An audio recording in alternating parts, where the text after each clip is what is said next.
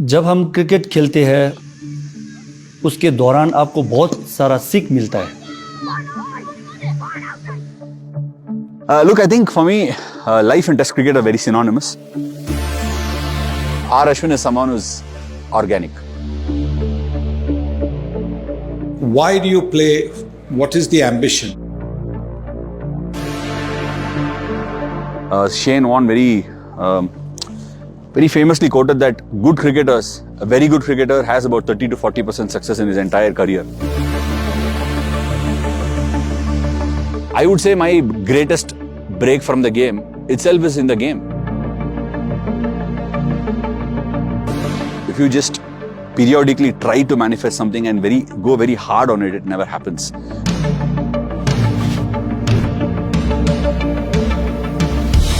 My wife coming into the family, she had no clue what to expect. Then she was like, okay, what do you do? Just because somebody tells me I need to have a life beyond the game, it doesn't mean I cannot stop loving something that I love, right?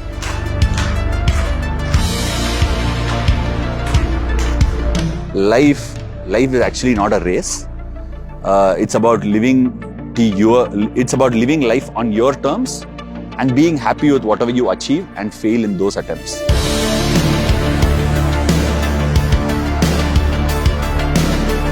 I had no clue when I began my international career if I would end up playing 100 test matches, you know. Success and fulfillment are both just jargons and I don't believe in them. We don't have to walk and talk, no? We will. Okay. It's very nostalgic for me actually, because I think way back in 2003-04, for every cricketer, the under-19 days are very, very special. It's extremely scenic, I can't forget that. It's a wonderful place to come to, a very, very peaceful one. At the same time, for me, it means memories. I would say as a cricketer, when you're on this journey, the international cricket treadmill, as I would call it, you can't really control too many things. If you asked anybody, any international cricketer, what they would do to trade off for even 99 test matches, they would say just about do anything and sacrifice anything. Where are we going? It's not often you can say that about spinners, but you knew very clearly he would be the next. Why do you play? What is the ambition? The ambition should be to play successfully for your country. It's been up and down, and I think for everybody else, for anybody in life, I think it will go up and down, and that's the nature of life, and that's the beauty of it. I think there are two things I would captivate in life, and that is how do you deal with your ups? How exactly do you dance to the tunes of being in a really good space in life, being in the ups, and how do you respond to being down? हमें कोई लोग गुस्सा दिलाते हैं, कोई लोग प्यार करते हैं, कोई लोग ताना देते हैं. I think I get that trait from my mom more than from anybody else. The fact that don't live on your laurels and respond to your bad days, respond to your down times.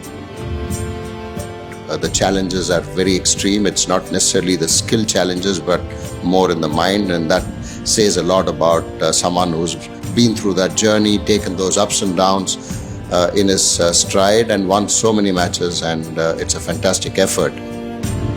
It's easy to say that I've gone through ups and downs, I've had to respond all the time, but a family of 4, 5, 6 people having to deal with everything that I go through on a day-to-day basis, and yet keep it a secret away from me and what they go through.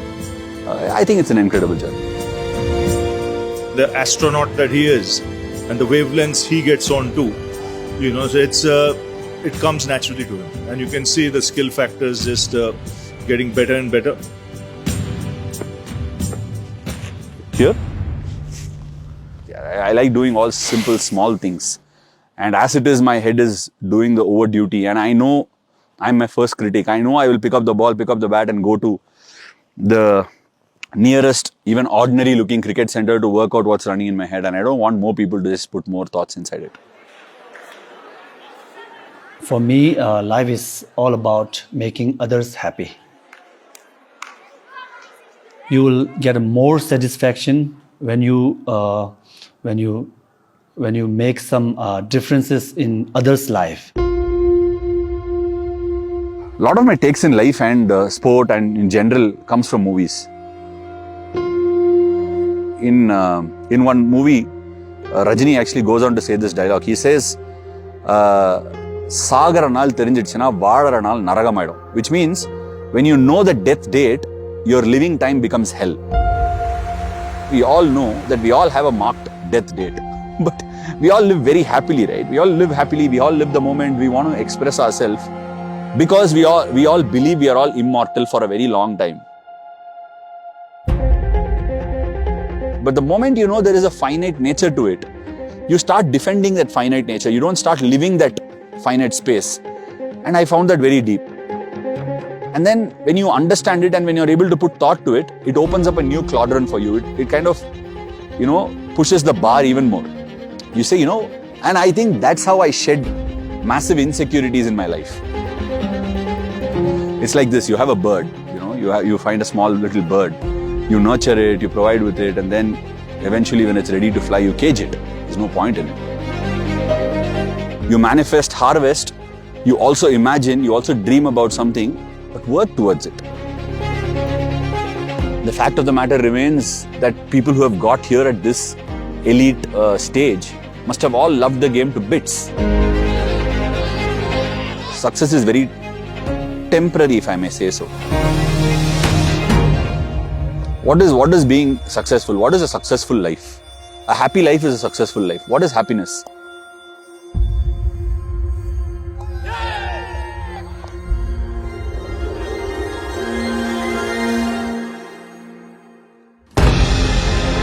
For me, happiness is actually being with the people that you love and have a good laugh over things and have a good time. And that's it. Success is something that gives you happiness and fulfillment at the end of the day. And we all should be striving the next day morning, opening up to find new happiness realms that day. For me, the beauty about life is you get learnings all the time.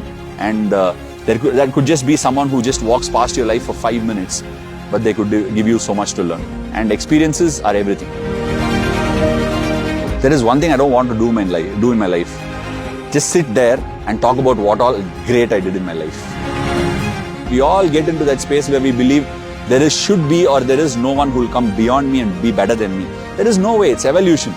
If evolution is real and if somebody is born after you, they will be better than you. That's as simple as that. You enable people to discover new realms, and that's something I would really want to do rather than talking about how I got Crawley out, how I got Ben Duckett out, or how I got Steven Smith out. How did I prepare to get them out is something I'm okay to share. I've been left all alone with the camera. As a camera, I never really bothered about you when I started playing the game. I didn't really worry about how you showed me, what I look like in front of you. But over the years, you are yet another person or an entity that I must thank for showing me in good light and also showing the real me through which I could really become a better person.